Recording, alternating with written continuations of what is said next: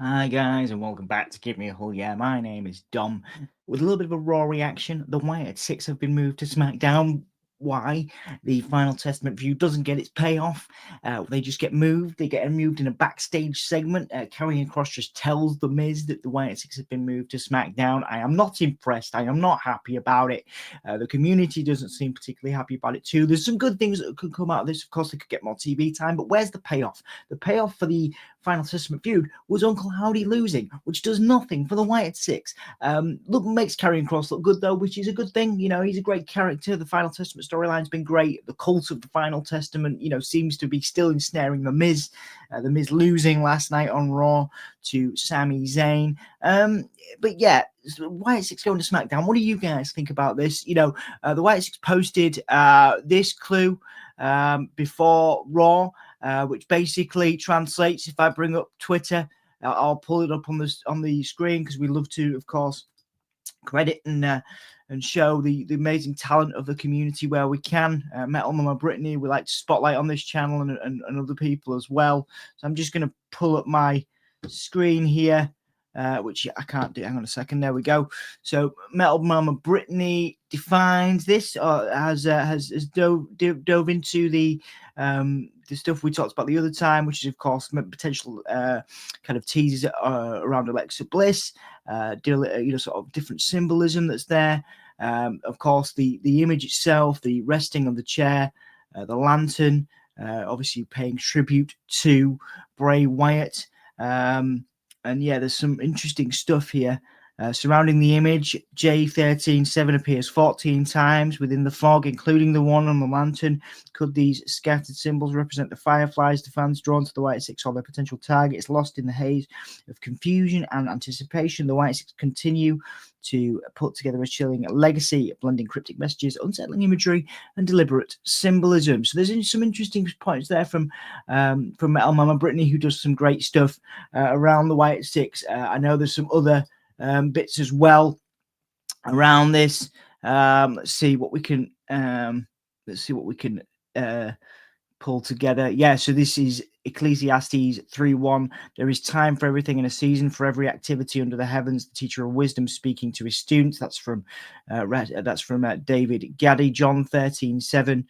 You don't understand what I'm doing, but soon you will. Jesus speaking to his followers. That seems to be the most relatable to this. We don't understand why the Wyatt Sicks have been moved to SmackDown, but maybe we will when they get more TV time.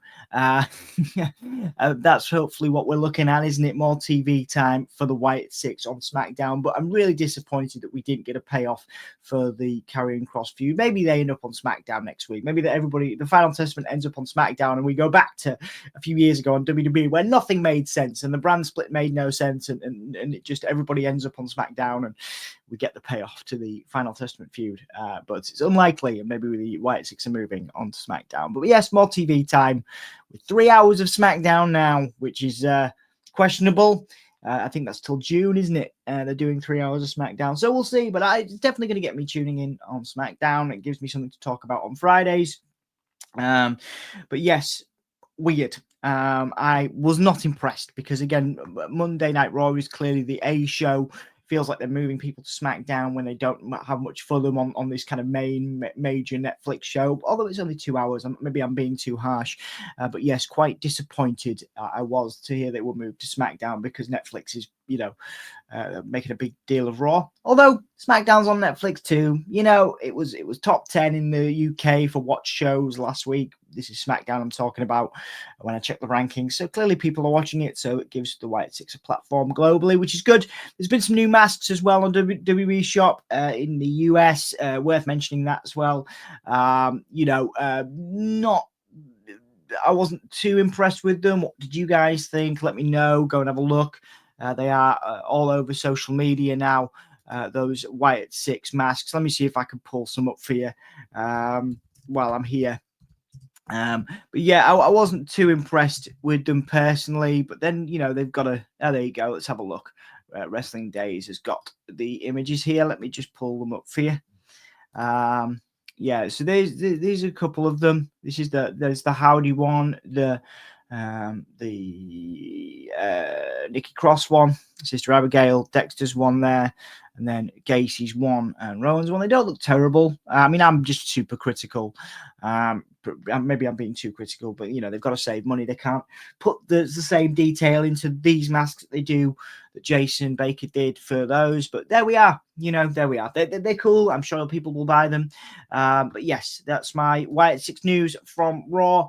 Of course, with those teasers. Thank you to everybody in the community for contributing to this channel and for supporting us and for supporting the Wyatt Sicks and Final Testament. Penta's WWE debut. I want to move on to that. Of course, I thought that was really, really good. There was a couple of early botches from Penta, and I'm not going to focus on those. I think he was very nervous. This is, of course, a huge scale for Penta.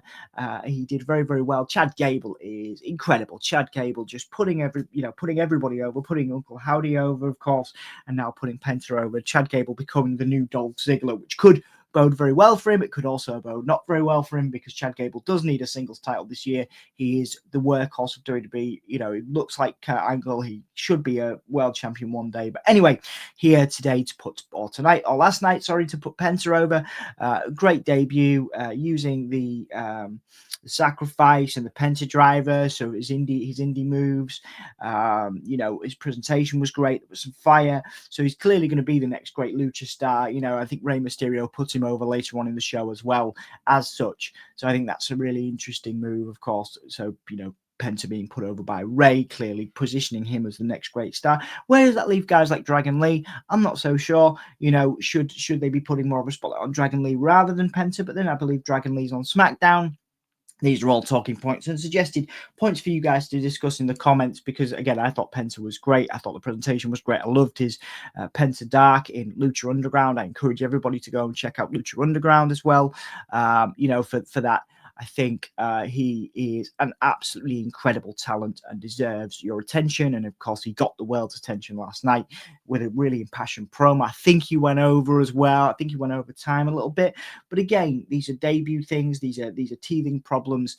And absolutely we should give him, this is a live television program. We should give Penta all the flowers for a great match. And also Chad Gable, all the flowers for a great match and a great debut.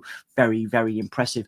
I also want to talk about Corey Graves, who's been tweeting his frustration recently. Of course, he is now on SmackDown. Sorry, not on SmackDown. He's now on NXT. He posted a tweet. I'm just going to pull that up so you can hear me typing. Trying to do a little bit more sort of engagement on these videos in terms of seeing what people are saying.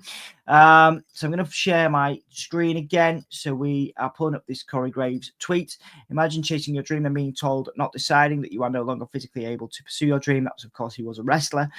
Then you dedicate your life to something in dream adjacent and being pretty awesome at it, and then when it's time to enjoy the fruits of your labor, being told you're not famous enough for your own job, just in case you're wondering where I've been. So this is Corey Graves on NXT, and not on Raw now, of course, in favor of Pat McAfee. Interesting. I actually don't think, as usual with WWE, there's a plan for everything. I think this might be Corey Graves' origin story, his way to come back into the ring, maybe have one match with Pat at some point down the line, maybe a WrestleMania or similar.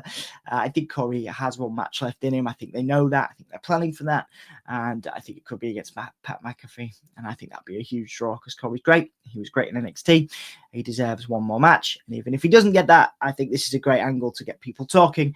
I love Corey Graves. I think he's a great talent. And he's, he's put over a lot of people in his time on commentary and in the ring. And he absolutely, deserves that final match if he can have it.